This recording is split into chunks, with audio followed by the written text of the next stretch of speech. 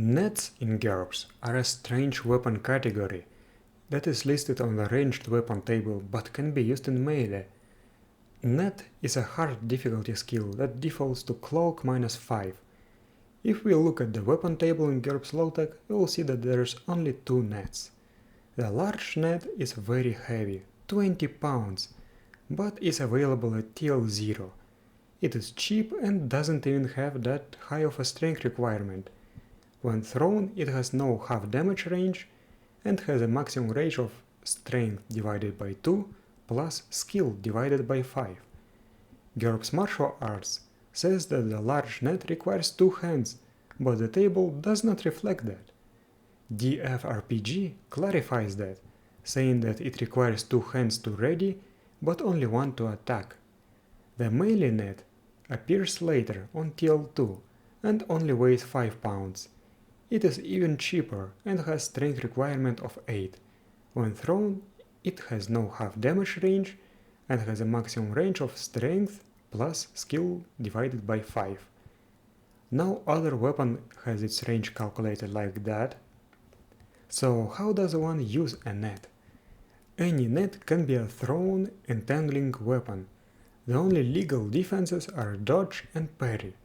If the target parries successfully with a cutting weapon, he also damages the net. Nets are diffuse objects that are hard to damage properly. A large net has DR1 and HP 21, according to GURPS Low-Tech Companion 2, and the melee net has DR1 and HP 13.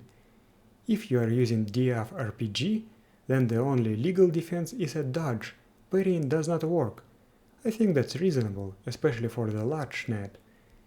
If the target fails to defend, he is entangled and cannot move or attack until freed. Escaping from a net works similarly to escaping from bolas or lariat. You need at least 1 free hand and must make 3 successful dexterity -4 rolls. Each attempt is a ready maneuver.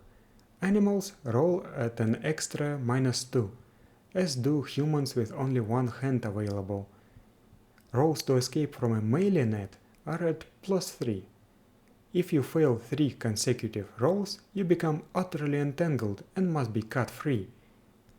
You can also break free by damaging the net. You can only use Reach C attacks, but you hit automatically. However, due to the net being a diffuse object, it might take a while. It might seem that there's something wrong here.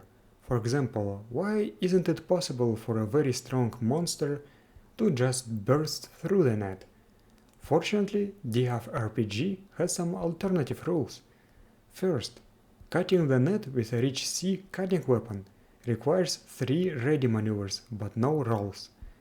Second, with a ready maneuver, you can roll a quick contest of strength versus 14 for a melee net or 22 for a large net.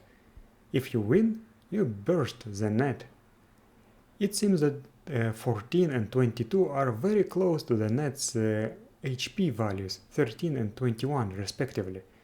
So maybe it was meant to be a quick contest of strength versus HP of the net. GURPS Martial Arts added some new rules. A fighter with a net can trail it in front of him to trip foes. The hex containing the net is bad footing that gives -2 to attack and -1 to defense rolls. Furthermore, the wielder can try to yank the net out from under the enemy. Roll a quick contest of strength. If the user wins, his opponent falls. Otherwise, nothing happens. But if his strength roll is a critical failure, he falls instead. According to GURPS Low-Tech Companion 2, both nets have thin cords that can be targeted to break the weapon.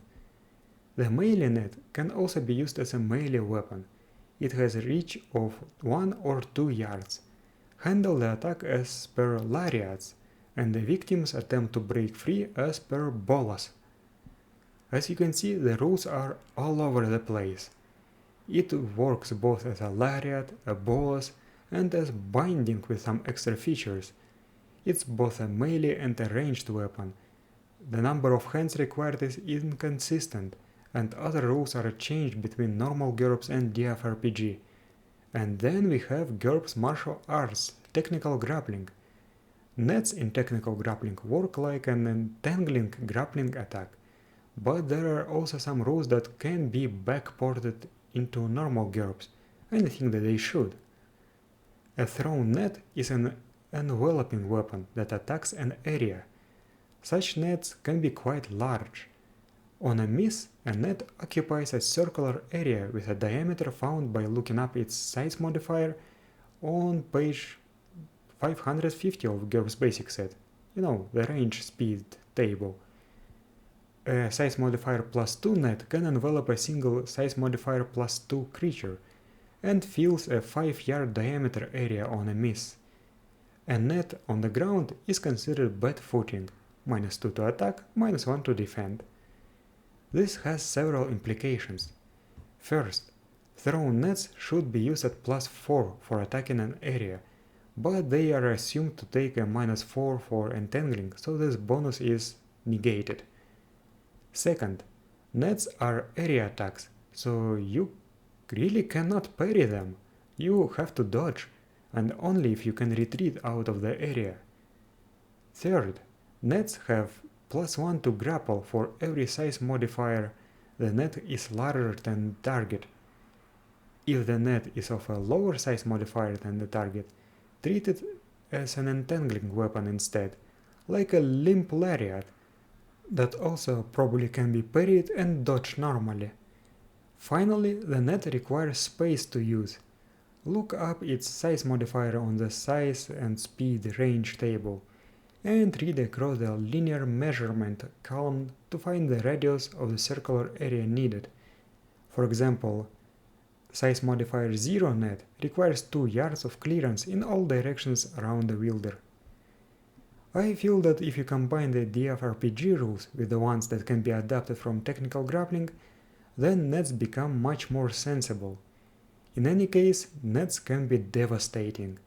I feel that they deserve much more attention than they get right now, but this is probably the case of people not wanting to deal with all the special rules that, as you can see from this video, can be very confusing.